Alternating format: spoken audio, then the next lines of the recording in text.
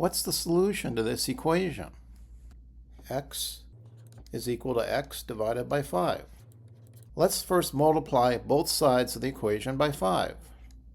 On the left we get 5x, and on the right these 5's cancel. So we get 5 times x is equal to x. Now let's subtract x from both sides of the equation. On the left we get 5x minus x, and on the right we get x minus x. 5x minus x is 4x, and x minus x is 0. Finally, let's divide both sides by 4.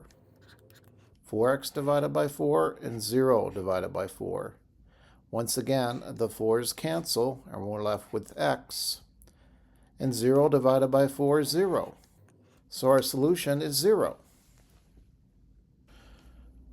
Are you ready to try another one? How about this one? X is equal to x plus 1. What's the solution?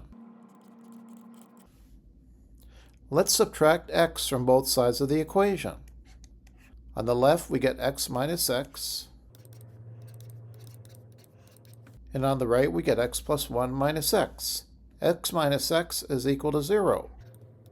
And on the right, x minus x is also equal to 0. So we're left with 1. We end up with 0 is equal to 1, but that's a contradiction. Since 0 is not equal to 1, the original equation can't be true for any number x. So this has no solutions. Are you ready for one more? How about this one? Does it have any solutions? Let's first simplify the left side by getting rid of the parentheses. This becomes 3x minus x minus 6. And we'll apply the distributive law to the right side to get 2x minus 6. Let's combine like terms on the left. 3x minus x is equal to 2x. And just rewrite. We'll add 6 to both sides. 6 minus 6 is 0 on both sides. We get 2x is equal to 2x.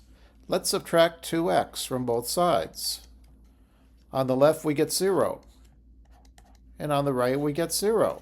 This is known as a tautology, statement that's always true. That means the original statement must always be true for every number x. So every number is a solution to the equation.